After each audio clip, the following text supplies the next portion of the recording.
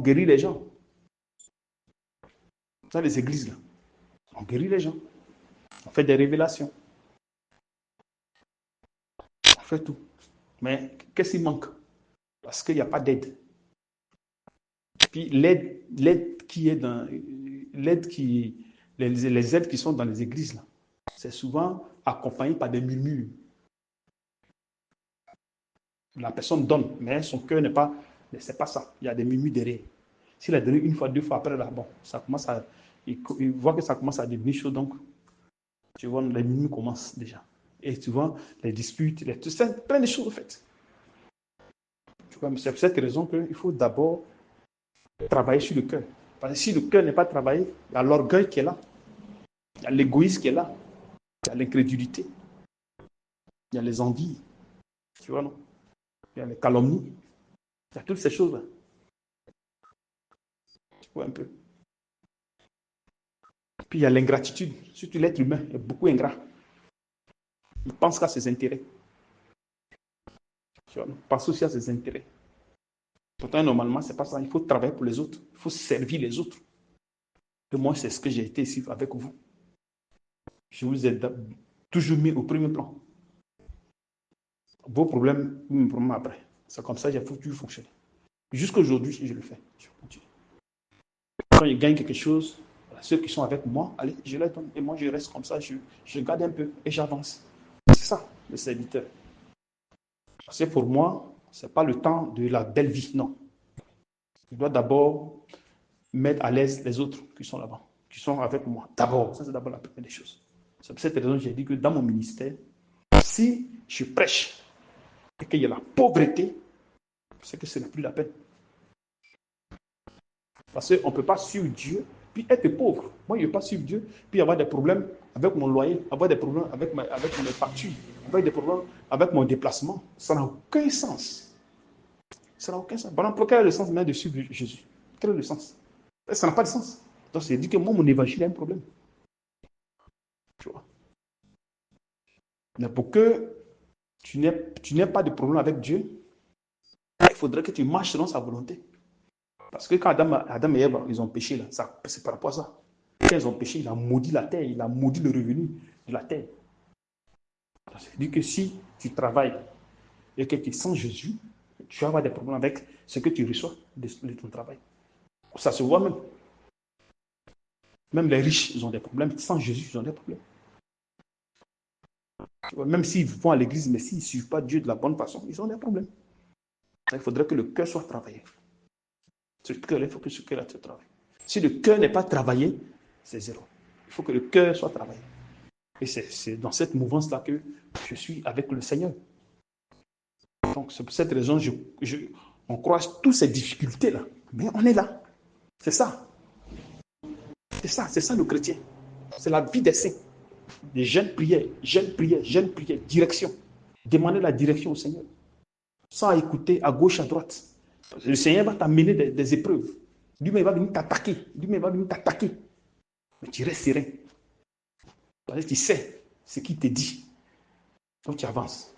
Celui qui endurcit les cœurs, celui qui ramollit les cœurs. C'est lui, ce n'est pas quelqu'un d'autre.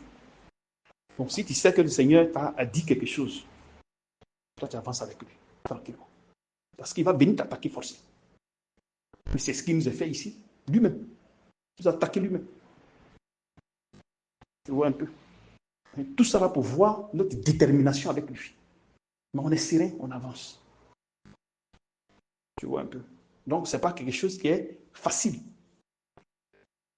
Tu comprends? Ce n'est pas quelque chose de facile, au fait. Voilà, ce n'est pas quelque chose de facile.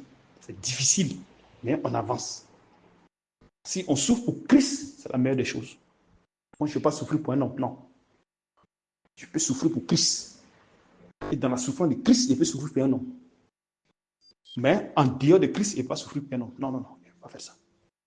Mais avec Christ, en Christ, je peux souffrir pour un frère, ou bien pour une soeur, ou bien pour mes enfants.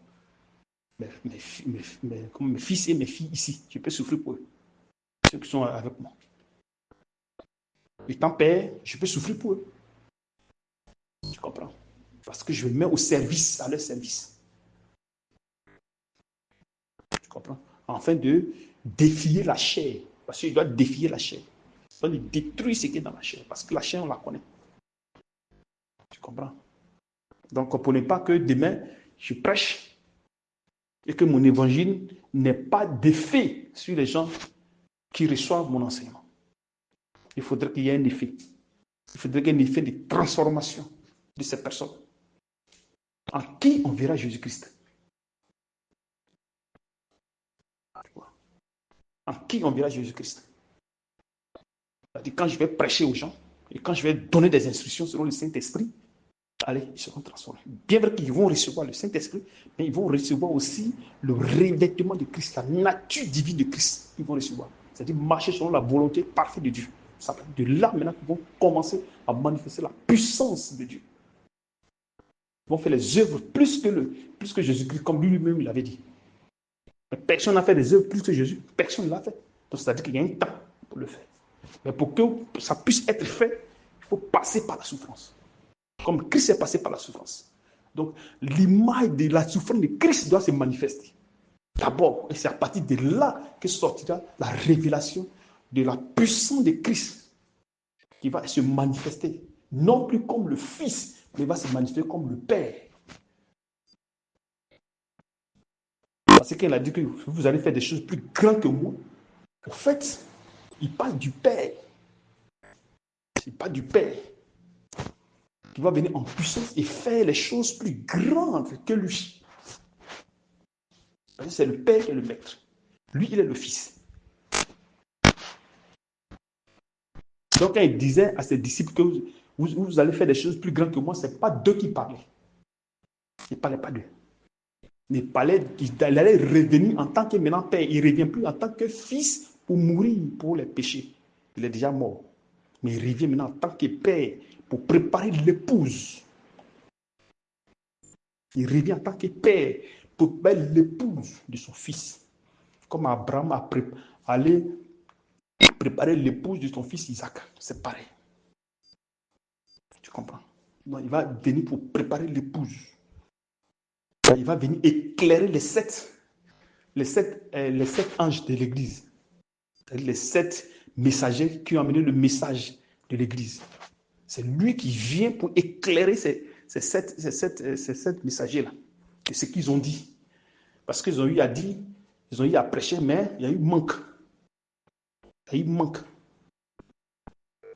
Il y a quelque chose, dans l'évangile, il y a quelque chose qui manquait. C'est pour cette raison qu'ils n'ont pas eu cette capacité de préparer l'épouse afin qu'il y ait l'enlèvement. Paul l'a fait, il était l'image de la foi. Mais la foi n'était pas parfaite. Si elle était parfaite, Paul ne mourrait pas. Tu comprends? Quand nous voyons notre Père Jésus-Christ, quand il est venu sur la terre, quand il est venu sur la terre, il est venu en tant que roi pour sauver le peuple d'Israël. Il est mort en tant que fils agneau. Il s'est dépouillé de sa chair, c'est-à-dire de sa nature de Dieu, pour prendre le corps humain, parce qu'il devait mourir. Dieu ne meurt pas. Mais lui, il faut qu'il passe par la chair pour qu'il meure. Et en lui se trouvait le péché. Le péché, c'est quoi? Notre péché, ça dit que la mort. C'est pour cette raison qu'il pouvait avoir fait. Il pouvait, comment dirais-je, pleurer. Est-ce que Dieu a fait? Est-ce que Dieu pleure? Non. Mais étant dans la chair humaine, il fallait qu'il manifeste ces choses-là. Et maintenant, quand il devait maintenant passer par la tribulation, il a commencé à être attristé. La chair a commencé à y être attristée. Parce qu'il avait commencé maintenant à prendre nos péchés. Et c'est là maintenant les choses tomber sur lui. Et dès que les choses tombent sur lui, il perd maintenant, comment dirais-je, il meurt spirituellement, parce qu'il se laisse frapper. Et maintenant, physiquement, il meurt. Et quand maintenant il sort, maintenant, il a englouti maintenant le péché, il sort maintenant, on dit qu'il est sorti parfait. Mais c'est un homme qui est parfait. Mais comme ils sont encore parfaits, donc ça dit quand il a touché à notre chair, il s'est fait imparfait. Il s'est fait péché pour nous. C'est la même chose avec nous. Donc, quand nous sommes dans le, quand nous venons, nous sortons imparfaits parce que nous sommes nés dans le péché. Donc, pour que nous soyons parfaits maintenant comme Jésus, parce que quand il est ressuscité des morts, il a croisé ses disciples. Maintenant, toutes ces tâches ont disparu sur lui. Les tâches, les blessures, tout ça, ça a disparu. C'est blessures du péché. Donc, c'est pareil avec nous. Donc, celui qui est parfait, il va engloutir la vie du péché. Il va engloutir la vie du péché. En engloutissant la vie du péché, il a le cœur nouveau, il a un esprit nouveau, il a l'esprit de Dieu. Il a ces trois choses-là. Quand il dit, Ézéchiel 36, 26, verset 4, trouver ça là-bas. Il a ces trois choses-là. Donc, c'est avec ces trois choses maintenant qu'il va commencer à marcher maintenant dans la volonté parfaite de Dieu. C'est-à-dire que la nature de Christ, la foi parfaite. Et c'est ce que le Saint-Esprit n'a pas révélé à ses messagers passés. C'est ça qui restait. Il fallait qu'il révèle ça à la fin des temps. À notre temps là, c'est révélé. Donc, comment dirais-je, pour avoir cette perfection là, il faut passer par la souffrance. Il faut passer par la souffrance. C'est des souffrances que nous sommes. Tu comprends? Les gens ne comprennent pas. C'est une raison, c'est normal. C'est normal qu'ils ne puissent pas nous comprendre. Parce qu'on ne fonctionne pas comme les autres. On ne fonctionne pas comme les païens. Et parmi les chrétiens, il prend un groupe de personnes pour pouvoir les consacrer différemment des autres, comme les Lévis. Il a pris les Lévis là. Parmi le peuple, il avait pris un groupe, il s'appelle Lévi. Il les consacrait différemment et il interdisait certaines choses. C'est la même chose avec le Seigneur. Mais il faut dire qu'il y a la souffrance derrière. C'est ce que nous faisons. Alors cette souffrance, elle est pesante parce que ce qui va sortir est glorieux. Donc nous acceptons tout. Nous acceptons les injures de tout le monde, de tout ce qu'on va nous dire. On dit Amen, qu'on avance. Afin que la rancœur, afin que, comment dirais-je, comment on appelle ça, l'orgueil, l'incrédulité, le mensonge, le mépris, la sexualité, la fornication, la masturbation, toutes ces choses que nous avons eu à manifester, qui sont sur notre cœur, quittent. Donc quand il va nous donner un cœur nouveau, c'est avec ce cœur-là que maintenant nous marchons. Tu vois un peu? Là, comme ça, on sera à l'image de Jésus-Christ. Vous comprenez? Donc, courage à toi. Courage à toi. Courage à toi. Ce n'est pas facile. Je ne dis pas que c'est facile. Ce n'est pas facile. Ce n'est pas facile. Courage à toi. Tu vois? Parce que ce qui va se passer, cette vie que nous allons mener, personne n'a jamais mené cela. C'est-à-dire que ça a été d'autres qui l'ont mené, mais de façon image, en fait. De façon image qu'ils ont mené, comment dirais-je, ils ont mené cela. Quand nous prenons Abraham, on dit Abraham a cru en Dieu par la foi. Tu as vu, non? Mais, et aussi, comment dirais-je, Dieu a fait une alliance avec lui par la circoncision. Bon, pourtant que lui, sa circoncision, c'était dans la chair. Tu vois? Donc, tout ce qu'il a fait, c'était charnel. Tout ce qu'ils ont fait dans l'Ancien Testament, c'était charnel. Bien vrai que le Saint-Esprit était là. Et ils suivaient Dieu selon la chair. Vous comprenez? Et la circoncision dont parle Dieu, dont parle la Bible avec Dieu avec Abraham, c'était dans la chair, la circoncision, dans, comment dirais-je, Genèse 21. Tu comprends? Et Dieu l'a visité. Maintenant, cette circoncision qui a été manifestée au temps d'Abraham va se manifester maintenant à notre temps. Parce qu'Abraham, à son temps, il était riche. Il avait les brebis, il avait les serviteurs. Donc, ça va se manifester à notre temps là. Le temps d'Abraham va se manifester à notre temps. Le temps d'Abraham va revenir. Dieu ramène ce qui est passé. Donc, le temps là va revenir. Le temps là va revenir. Et c'est dans ce temps là que nous sommes. Donc, les prophètes qui sont venus, le prophète Mario Branham qui est venu, il a parlé de la foi parfaite. Il a parlé de la foi parfaite. Alors, Mariam Baram a parlé de la foi parfaite. On dit qu'il est le dernier messager. Qu'il n'y a pas lui de plus avoir... Parce que les messagers, normalement, ils amènent un message. Dans l'Ancien Testament, c'était comme ça.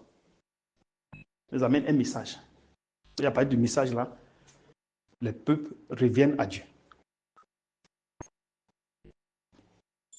Mais si Branham est le dernier message, parce que c'est maintenant que je l'ai écouté, hein.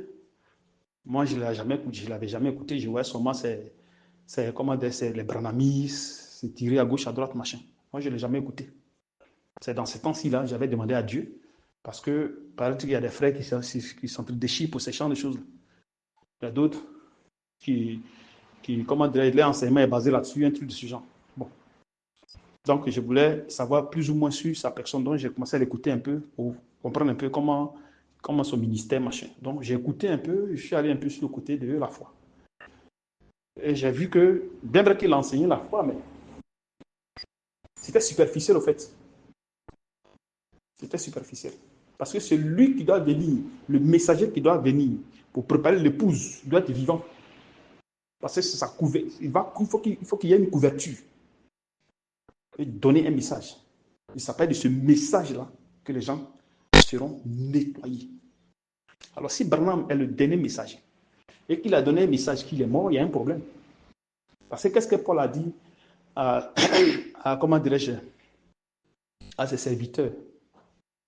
Il a dit comment dirais-je, de prendre garde au troupeau sur lequel le Saint-Esprit les a, comment dirais-je,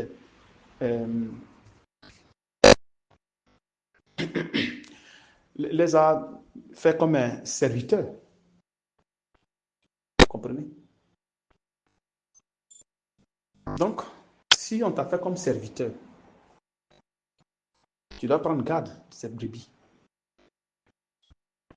Mais il a dit que les loups ravisseurs ne vont pas épargner le troupeau. Mais pourquoi il dit ça? Parce qu'il dit ça parce qu'il sera absent. Donc, ça veut dire que sa couverture ne sera plus là. Mais quand il était là, pourquoi il ne disait pas ça? Parce que sa couverture était là. Donc, quand il part, allez, les brebis sont livrées. Donc, ceux à qui même il a dit, là, ceux-là ne peuvent pas tenir. Et c'est lui qui est le messager. C'est lui qui détient la parole. Donc, s'il est là, les gens sont couverts. Bon, maintenant, si les gens sont couverts, et que, supposons qu'il n'est pas là, et que les personnes là ont reçu la perfection, comme Éphésiens 4, à partir du verset 11 le dit, jusqu'à 15 là-bas. Quand on reçoit la perfection de la foi, la nature de Christ, les séductions des hommes, tous ces enseignements ne vont plus être faits.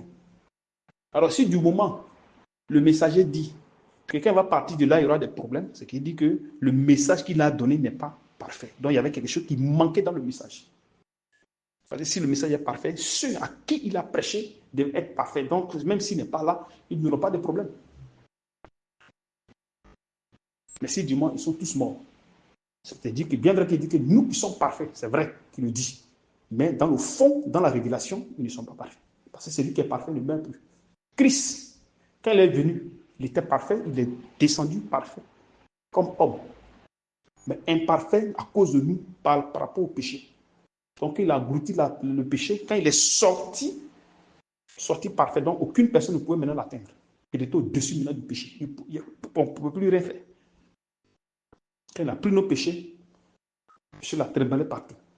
Mais après ça, maintenant, c'est fini. Donc, personne ne pouvait plus rien faire à Christ. C'est la même chose. Donc, quelqu'un qui vient et qui dit qu'il est parfait, qu'il est le messager pour préparer l'épouse, doit être parfait. Donc, il ne doit pas passer par la mort physique, normalement. Il doit engloutir le péché. En fait, il soit au-dessus du péché, comme Romains 6, verset 14 nous dit. Parce qu'on dit d'attendre Christ, hein, sans tâche. On dit d'attendre sans tâche. Dans le comportement, c'est ce qu'on dit. Quand tu dis 1 Pierre 4, verset 1 Pierre 3, verset 14. Non, 1 Pierre 4, verset 1 et 2 le dit. 1 Pierre 4, verset 1 et 2 le dit très bien.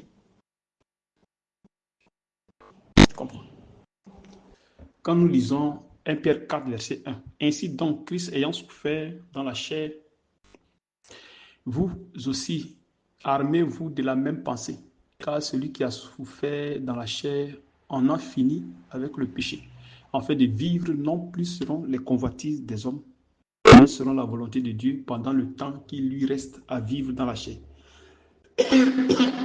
Tu vois, non? Donc, il va vivre selon Dieu.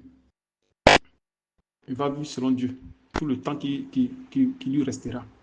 Donc, il ne pourra plus vivre selon les convoitises de la chair, la haine, le mépris, l'orgueil, l'égoïsme, le mensonge, l'incrédulité, les envies, l'ivrognerie, la séduction, la cupidité, l'orgueil. Toutes ces choses-là, il ne va plus vivre de ça. La rancune. Parce que la plupart des chrétiens sont beaucoup rancuniers. Tu vois, avec des disputes, des mauvaises pensées,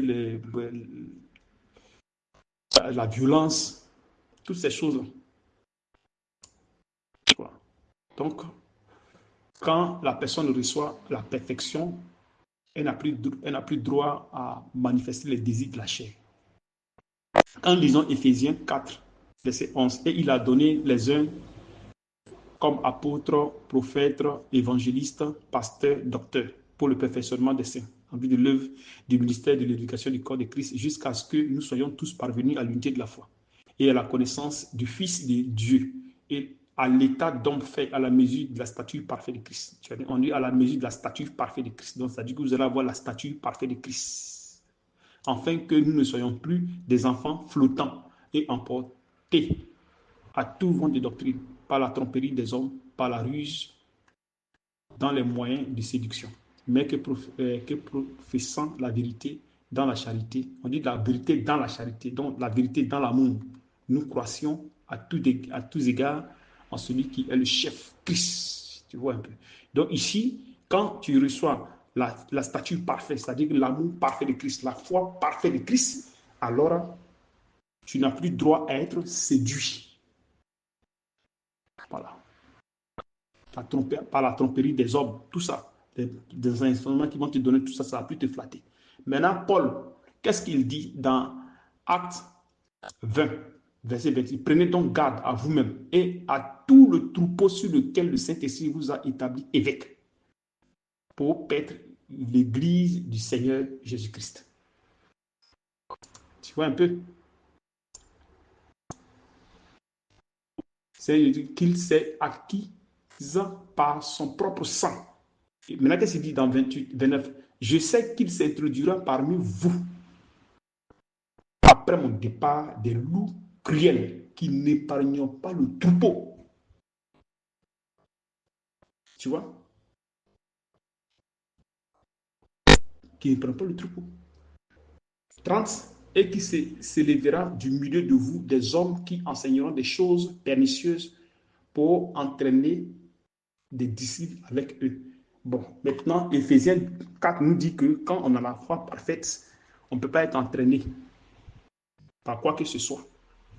Mais Paul dit que s'il parle, ils seront entraînés. Il parle de ces gens qu'il a enseigné pendant des années. C'est-à-dire que si l'apôtre Paul avait la foi parfaite comme il se doit,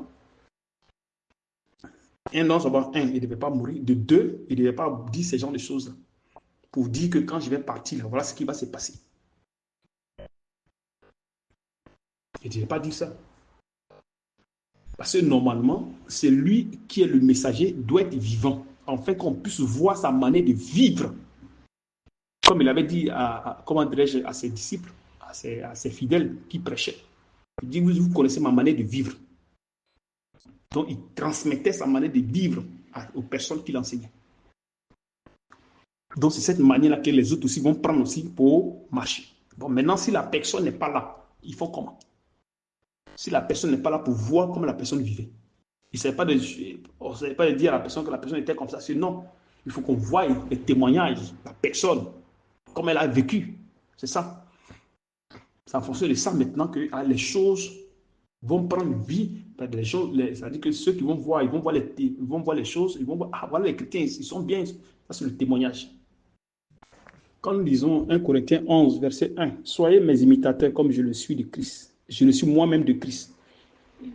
Je vous loue de ce que vous souvenez de moi à tous égards, et de ce que vous retenez mes instructions telles que je vous les donne. Philippiens 3, verset 17.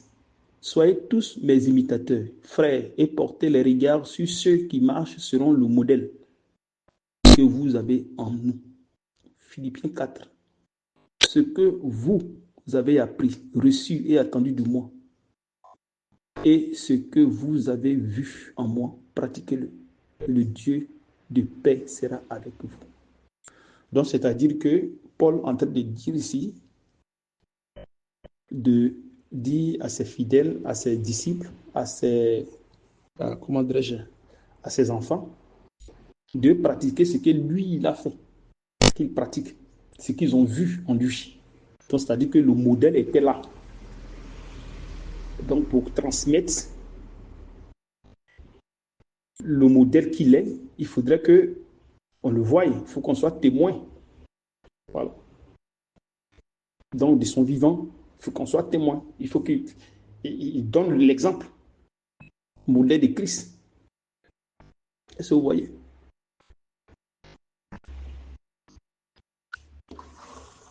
Bon, maintenant, s'il n'est pas vivant, comment vous allez savoir comment il est, comment il fait, machin?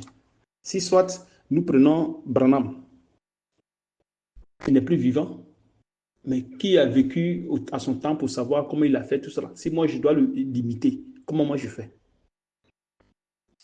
Comment je fais? J'ai entendu parler de lui, mais il faut que je le voie en physique pour voir effectivement, ou bien ceux avec qui il était, parce qu'il va transmettre son modèle à ceux qui l'écoutent, aux enseignants, qui vont aller enseigner aussi. Et comme ça va se répandre, comment dirais-je, s'éparpiller un peu partout. Et si la personne n'est plus, comment ça se passe? Donc, si cette personne est le messager qui doit préparer l'épouse, il y a un problème, parce que la personne n'est plus là. Et nous savons que quand un messager meurt, il emporte son, comment dirais-je, son évangile. Paul est mort, il est parti à son évangile, parce que tout ce qu'il a fait là, ça a disparu. Et tous ceux qui sont venus dans susciter tout ça là, tout a disparu au fil du temps. Même Branham, quand il est venu, il a prêché certaines choses que les gens ne font pas.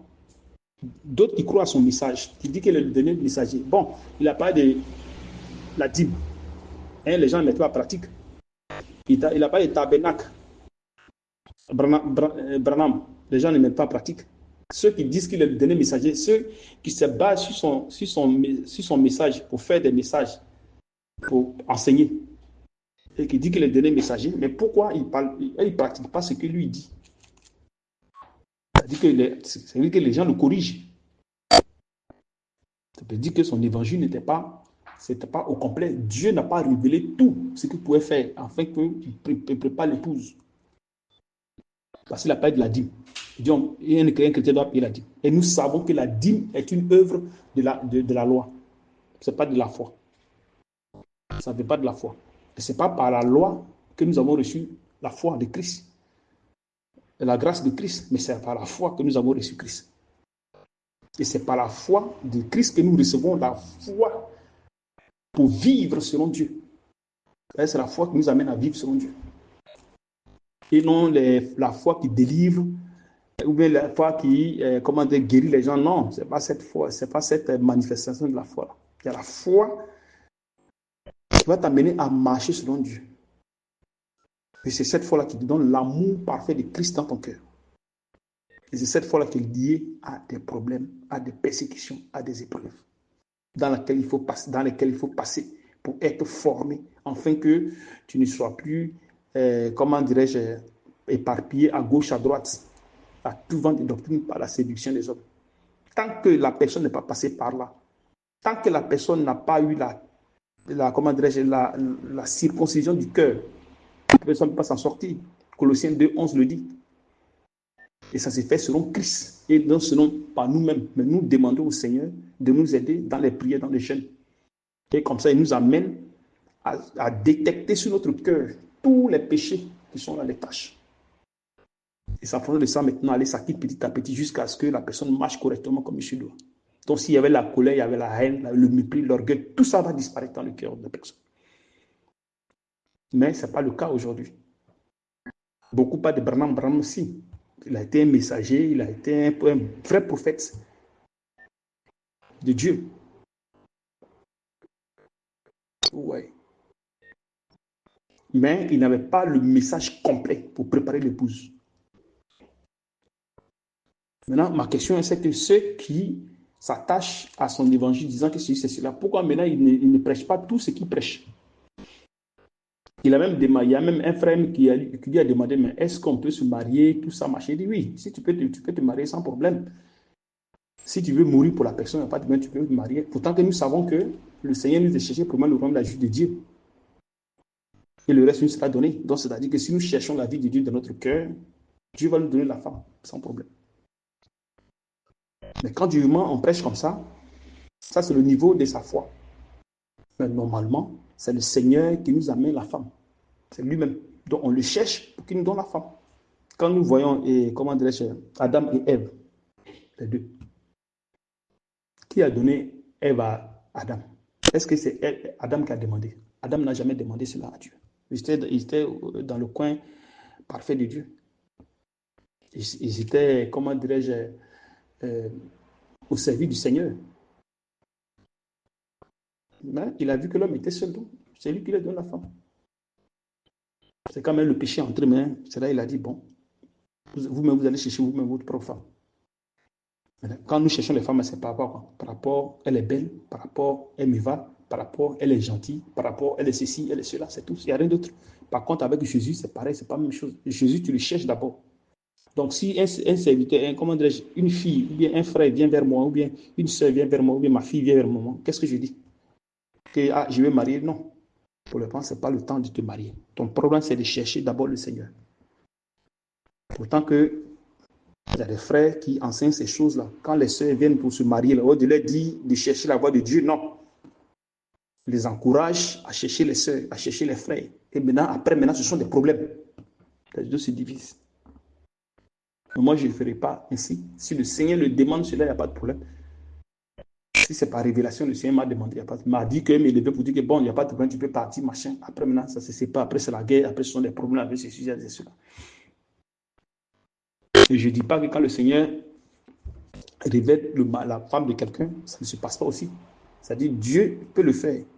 Mais il va vous amener à vous faire comprendre que tant que votre cœur n'est pas nettoyé, là, vous aurez avoir des problèmes. Tant que le cœur n'est pas nettoyé, ce sont des problèmes que vous allez raconter seulement. C'est pour cette raison, quand vous venez ici, je vous dis non, d'abord, cherchez d'abord le Seigneur. Cherchez d'abord sa face. Nettoyez-vous de tout ce qui vous a votre cœur, pas de jeûne, pas de prières, pas de supplications, pas de pleurs, pas de gémissements. Comme les enfants d'Israël dans l'ancien temps. Quand ils péchaient, ils venaient vers Dieu pour demander pardon par rapport au péché qu'ils ont fait. C'est la même chose. Ce n'est plus à l'ancien temps comme quand on venait puis on tuait les moutons, les animaux, les sacrifices, les trucs, machin, ce n'est plus ça. Maintenant, c'est spirituel parce que Jésus est mort pour ces sacrifices, donc on ne fait plus ces sacrifices. Mais seulement qu'on continue à jeûner, à prier pour qu'il puisse nous enlever ces choses. Parce que si nous-mêmes on veut les enlever, ça ne quittera jamais. Ça ne quittera jamais. Et même, tout ça est là. Hein. La preuve est là. La preuve est là. Vous comprenez? Donc, si une personne qui est le messager, qui doit préparer l'épouse, il faut que cette personne soit présente. Pour préparer l'épouse. En fait, de voir aussi sa manière de vivre. Il faut qu'il prépare l'épouse. Et pour que sa couverture couvre toute l'épouse. S'il est absent. On voit les Brahmis avec la photo de Branham, du n'importe quoi. Ce n'est pas des bonnes que maintenant Branham, c'est Jésus, Branham n'est plus que Jésus. Vous voyez ce genre de choses-là.